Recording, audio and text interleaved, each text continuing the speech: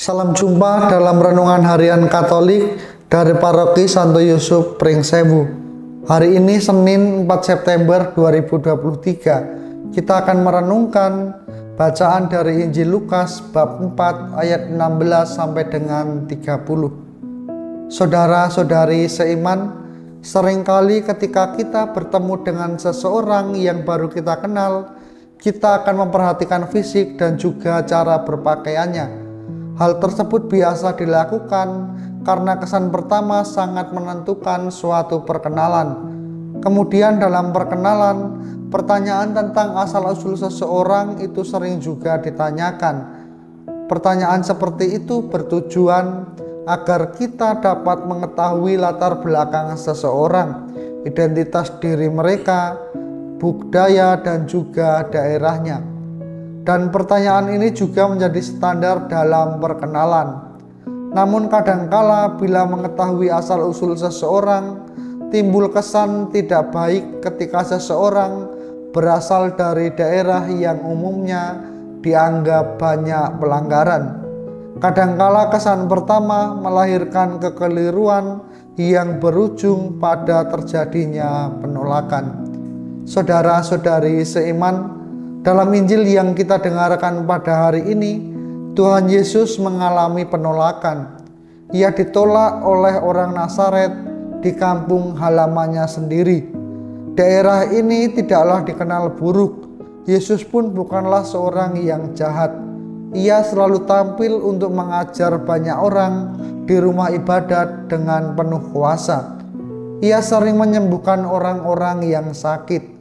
Kendati demikian, orang-orang juga tetap menolaknya.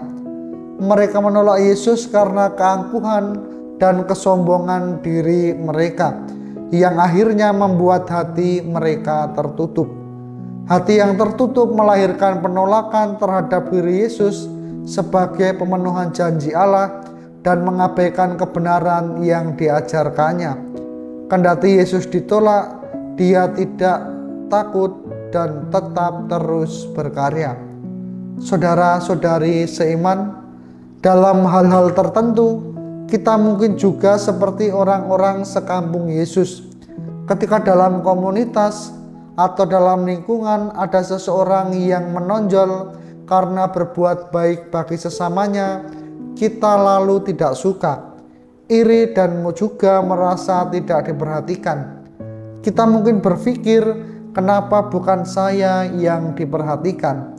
Kita bisa menerima orang itu sepanjang dia itu biasa-biasa saja, tidak menonjol, dan bila perlu kita yang seharusnya lebih menonjol daripada dia.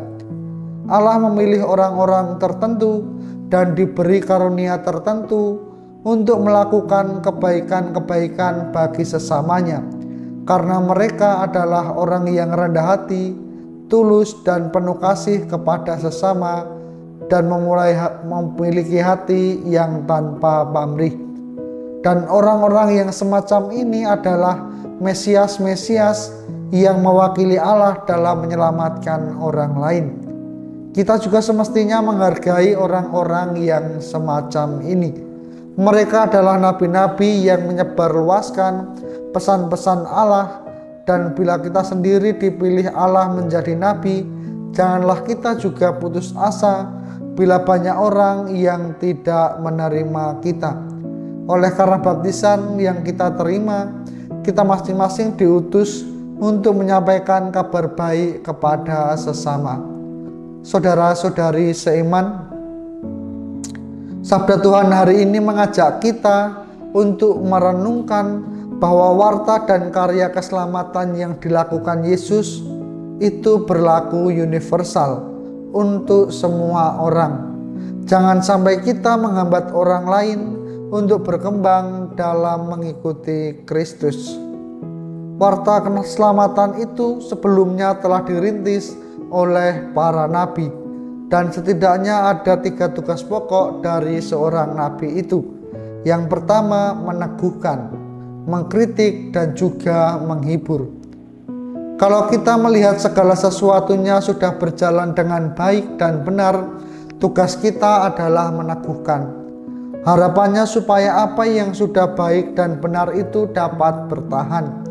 Syukur bisa semakin berkembang baik dalam kuantitas maupun dalam kualitas.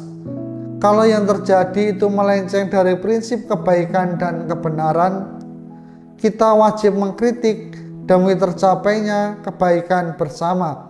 Dan kritik yang kita berikan haruslah bersifat membangun, tidak malah merusak atau memecah belah. Kalau kita melihat ada penderitaan dan bencana, kita harus datang untuk menghibur. Saudara-saudari seiman, menjalankan tugas kenabian yang disampaikan dalam Injil hari ini tidak selalu mudah untuk kita lakukan. Akan banyak tantangan, banyak cobaan, banyak rintangan yang kita hadapi, seperti yang dihadapi oleh Tuhan Yesus sendiri. Penolakan dan cibiran juga dialami oleh Yesus ketika dia pulang ke kampung halamannya. Yesus ditolak bukan sekedar karena orang-orang sekampung mengenal Yesus sebagai anak tukang kayu, sebagai anak Yusuf, anak tukang kayu, tetapi karena misi Yesus yang mau menjangkau ke seluruh bangsa lain, rupanya menimbulkan kecemburuan, kemarahan, dan keinginan untuk membunuh dia.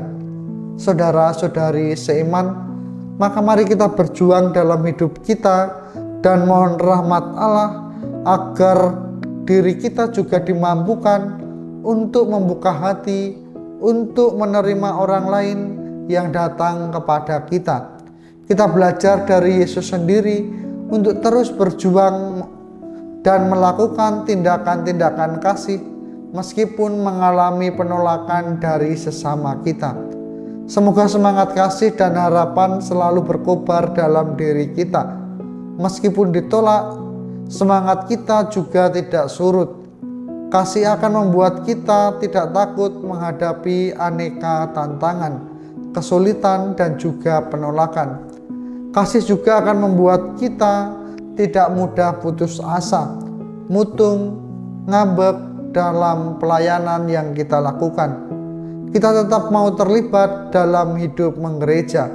Kasih akan membuat diri kita maju dalam tugas perutusan dan karya pelayanan yang kita lakukan sehari-hari, meskipun kita menghadapi berbagai macam tantangan, berbagai macam rintangan dalam perjalanan hidup kita.